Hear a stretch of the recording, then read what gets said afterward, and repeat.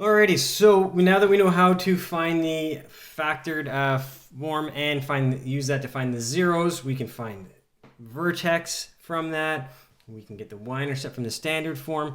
We can now do a little bit of graphing with our zeros form. So recall that if you're given the equation in standard form, vertex form, or zeros form, the a value always just tells us the direction of opening and then the vertical stretch or compression. The standard form in the C portion tells us the y-intercept. In the vertex form, H and K is the vertex. And then the zeros can be found from the zeros form or factored form at R and S. So let's use this information to find the zeros, y-intercept, and vertex of 12x squared minus 16x plus 5. And then we're going to sketch that labeling 6 points. So already off the hop, we know the y-intercept is 5 because that is the C value of the equation. Next, let's find the zeros because we can factor this equation and get the zeros from it.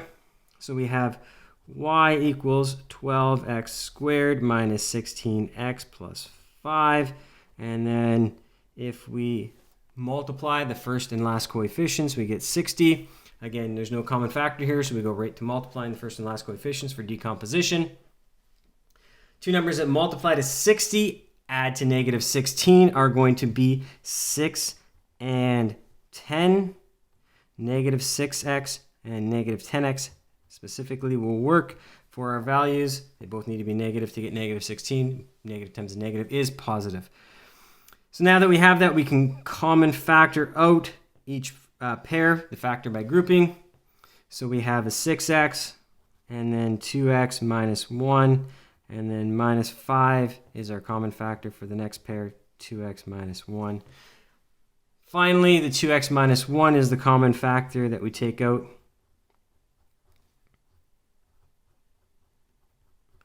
And we have our factored form. From our factored form, we can set it equal to 0 to find the zeros. And then each term could be equal to 0.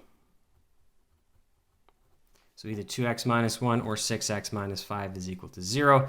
When we solve that, 2x equals 1, x equals 1/2, or 6x equals 5, x equals 5/6. So there we have our 2 points for the vertex or for the zeros. So we have 1/2 and 5/6 as our zeros. Notice the difference of or and. When we're solving it, the answer is either that or that. It can't be both these values at the same time. However, on the graph, if we're listing both of the zeros, it is this and this. It's not them at the same time. It's just both of those numbers. Here are the solutions. We need an or. When we're listing them, we can use an and. Now, we got the zeros. We can use the zeros to find the vertex because our symmetrical graph has the zeros equally spaced from the vertex. So for our vertex part, we can find the x value of the vertex first, the axis of symmetry. We do that by adding 1/2 to 5/6 and dividing it by 2. When we add those up, we need a common denominator of 6. So we're going to get 3/6 plus 5/6, and we'll divide that by 2. We're going to get 8/6 divided by 2. Half of 8/6 is going to be 4/6. So if I get 8/6, then 4/6 is half of that. Now I have my x value of the vertex. I can find the y value by just plugging that into the original equation. 12 4/6 squared minus 16 4/6 plus 5. And then I'll work my way through this. So I have y equals 12 times 16/36 when I square that. And then the 16 and the 6 here can actually cancel down. That becomes a 3. That becomes an 8. So I have 8 times 4, which is 32/3, plus, And then I can convert that 5 to thirds as well and make that 15 thirds. Finally, we can cancel here. 12 and 36 both cancel down to 1, and that would be 3. So we got 16 over 3 minus 32 over 3 plus 15 over 3. Well, 16 minus 32 is negative 16 plus 15 is going to give us negative 1/3. So there's our x value. There's our y value of the vertex. We put those in for our vertex. So we've now found all 3 points. Now what we want to do is plot this and find some more points. We have 1, 2, 3, 4 values already for our graph. We need to label 6 points. Let's find that 6th point. So to find our 6th point, the other 2, what we need to do is just pick any x values we want, sub them in the equation, and we can find other points on the graph. So we can do that quite easily, and we will go with y equals 12 times, let's do 4. I'm going to pick 4. 12 times 4 squared minus 16 times 4 plus 5. So y equals 4 squared is 16. 12 times 16 is going to be 192. Minus 16 times 4 is going to give me 64 plus 5.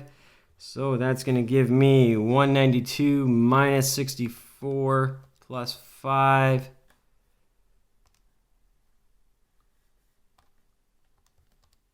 So 133.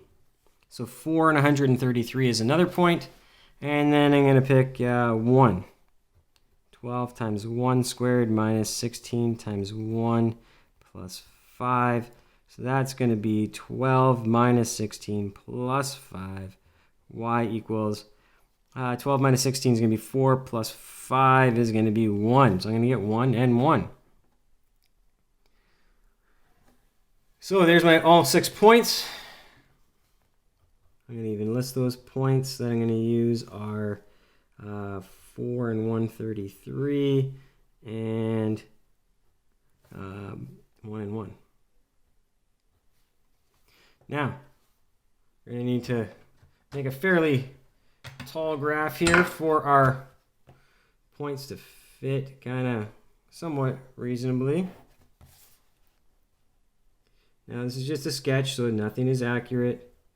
But we have a vertex somewhere at 4, 6, and negative 1/3. So let's just say it's right there. Here's some zeros. That one should be a little closer.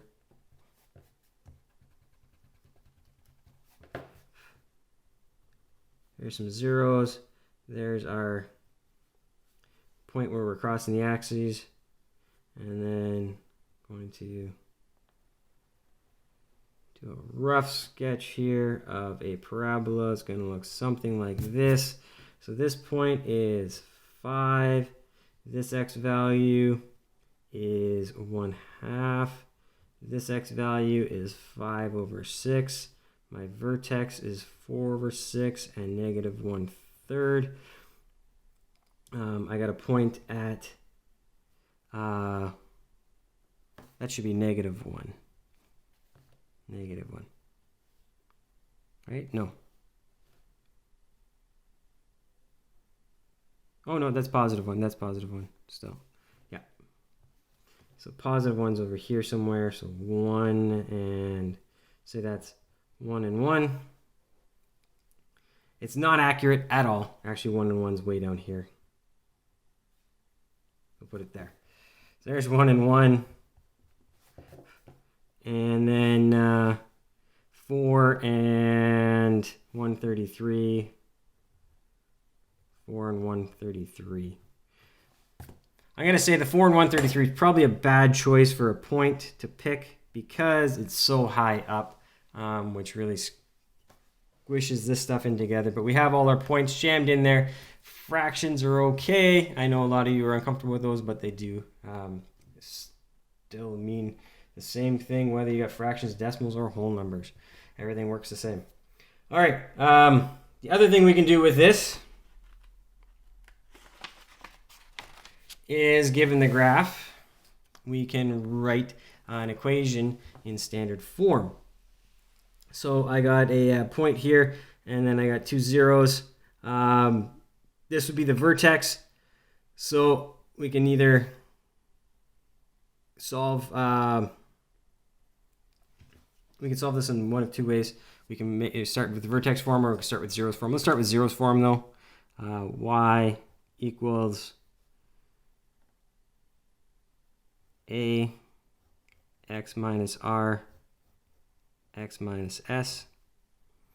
Plug in our r and s, so we have y equals a x minus 0 and then x minus 4. This is just x, so y equals ax x minus 4. So there it is. Now we need to find the a value by subbing in this other point for x and y. So we have 3 equals a 2 times 2 minus 4. So 3 equals a 2 times negative 2. 2 times negative 2 is negative 4. So we're going to end up with 3 equals negative 4a, or 3 over 4. And that's negative equals a. So there's our a value. And there is our equation. Almost in the way we want it. This is not in standard form because this is in 3/4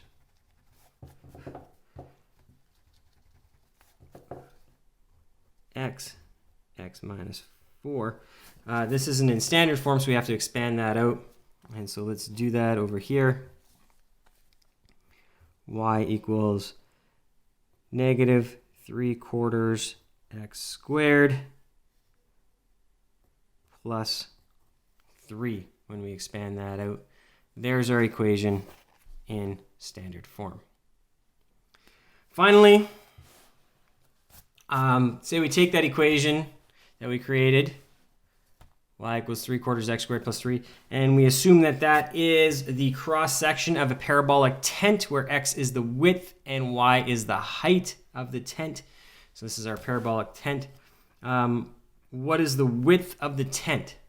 Well, the zeros, we're at 0 and 4. The distance between 0 and 4 is 4. So the width of the tent is 4. We didn't state what kind of units, could be meters, feet, whatever units these happen to be. The other part says for what values is x valid? Well, if we're making a tent, we're not going to have the tent underground. It's going to be on the ground. So we're just going to worry about the parts above the ground here. So the smallest x could be is 0. The largest x could be is 4. Otherwise, we're going underground. So 0 is less than or equal to x, which is less than or equal to 4. Those are the valid x values for this equation.